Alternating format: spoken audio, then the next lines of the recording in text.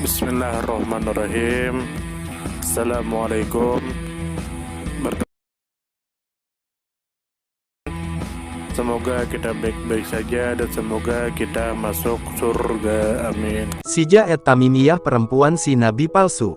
Perempuan itu adalah Sijah binti Al-Harits yang berasal dari kabilah besar Tamimi. Lalu siapakah Sijah Tamimiyah? Masuk ke namanya adalah Sijah binti Al-Harits bin Suwaid Tamimiyah. Ia adalah seorang dukun perempuan yang mengaku sebagai nabi. Di masa itu, dukun adalah tokoh masyarakat. Mereka layaknya hakim yang dipintai solusi atas permasalahan. Pengakuan kenabiannya ia nyatakan sebelum muncul peristiwa pemurtadan atau sekitar masa itu. Selain dianggap tokoh karena profesinya sebagai dukun, ia juga menyandang status tokoh karena darah birunya. Ia berasal dari Bani Yarbu, yang merupakan pembesar Bani Tamim. Ibunya berasal dari Bani Taklib dari Irak. Sebuah kabilah yang mayoritas masyarakatnya beragama Kristen karena kontak mereka dengan wilayah Efrat. Sijah adalah pemimpin mereka. Ia menikah dengan klan ini. Dan ia juga seorang Nasrani sama seperti mereka. Silahkan buka kitab At-Tabari, juz 3 halaman 272. Lalu adapun Bani Tamim adalah kabilah besar Arab yang bertetangga dengan Bani Amir di sebelah selatan.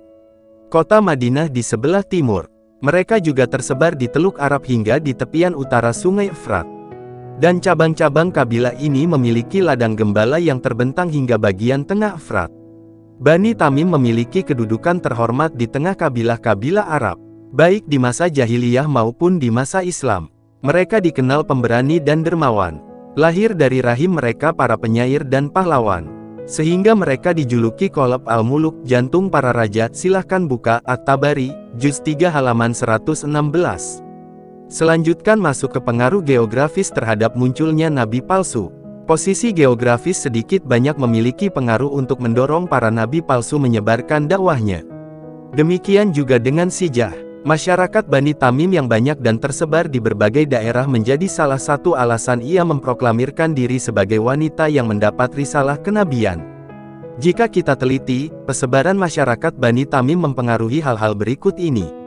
1. Bani Tamim memiliki hubungan dengan Persia. Hubungan ini terjalin melalui kerajaan Hirah, sebuah kerajaan yang menjadi kepanjangan tangan Persia di Jazirah Arab. Pedagang-pedagang Persia melewati beberapa wilayah terlebih dahulu untuk sampai di Hirah. Bani Tamim memiliki andil dalam menjaga keamanan kafilah dagang Persia yang melintasi Jazirah Arab. 2. Pemeluk Nasrani di Bani Tamim memiliki kesamaan sekte Kristen pemahaman dengan Nasrani yang ada di wilayah Efrat dan utara Syam.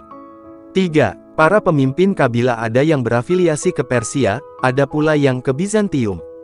Sehingga agama mereka ada yang Nasrani, ada pula yang paganis. 4. Kedudukan istimewa Bani Tamim selalu mereka pertahankan. Hal itu terbukti dengan peranan besar mereka di Pasar Okas.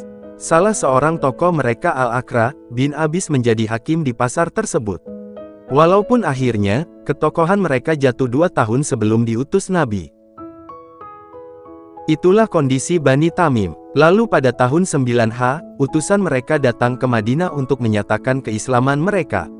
Mereka berjanji untuk taat dan memberikan loyalitas kepada Rasulullah Shallallahu Alaihi Wasallam. Di antara utusan mereka yang datang menemui Rasulullah Shallallahu Alaihi Wasallam adalah Atarat bin Hajib bin Zurarah, Al-Akra bin Abis, Zabrakan bin Badar, dan Kais bin Ashim.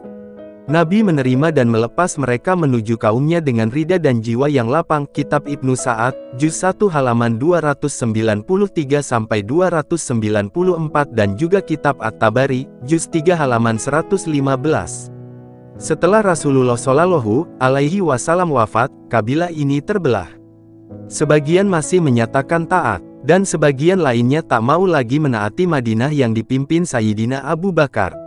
Saat itulah Sijah datang dari Irak, dia diiringi oleh pengikutnya dari Bani Taklib, Rabiah, Nimr, Ayat, dan Syaiban. Mereka ingin memerangi Madinah. Dimulailah si Sijah menyatakan kenabiannya. Sijah menyatakan kenabiannya setelah Nabi Muhammad Shallallahu Alaihi Wasallam wafat. Dalam hal ini, ia menjadi teladan orang-orang setelahnya yang turut mengaku nabi. Motivasi pengakuannya ini adalah fanatik suku dan cinta popularitas. Huzail bin Imran dari Bani Taklib menyambut seruan wanita ini. Ia rela meninggalkan agama lamanya, Nasrani. Namun, di tengah kaumnya sendiri dakwah nabi palsu ini tidak banyak disambut. Ketika Sijah tiba di wilayah Hizan, ia mengajak orang-orang Tamim untuk bersekutu. Sijah pun bergembira dengan sambutan pimpinan Bani Malik, Waki bin Malik, dan pimpinan Bani Yarbu, Malik bin Nuwairah At-Tabari, Juz 3 hal 115. Selanjutnya masuklah kedua nabi palsu bersatu. Ketika Sijah sudah putus asa untuk mendapatkan dukungan kaumnya, ia pun mengarahkan harapannya ke Yamamah.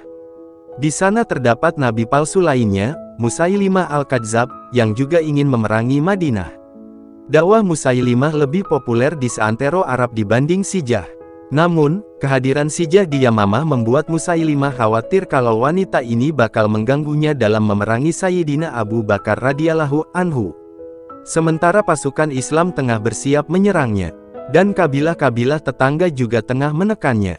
Oleh karena itu, ia berusaha mencairkan keadaan dengan mengajak Sijah bernegosiasi. Selama tujuan mereka satu, yaitu menyerang Hijaz, tak perlu ada perpecahan di antara mereka. Negosiasi tersebut menghasilkan keputusan. 1.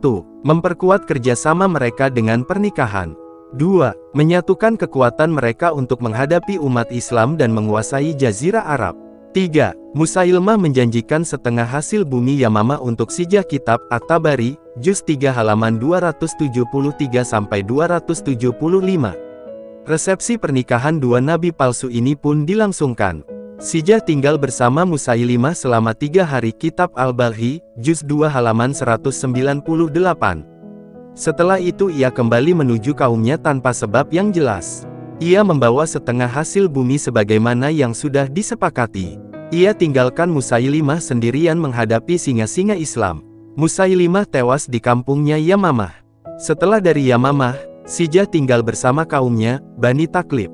Kemudian ia memeluk Islam dan tinggal di Basrah. Ia hidup sebagai seorang muslimah hingga wafat pada tahun 55 Hijriyah, 675 Masehi. Kitab At-Tabari, Juz 3 halaman 275. Terima kasih banyak. Mohon maaf jika ada salah. Semoga kita masuk surga. Semoga kita semua disehatkan badan, dilancarkan rezeki, dikabulkan segala hajat. Terima kasih banyak. Sampai bertemu di pertemuan selanjutnya. Salam damai. Terima kasih. Semoga kita baik-baik saja. Mohon maaf. Terima kasih. Semoga kita baik-baik saja. Mohon maaf.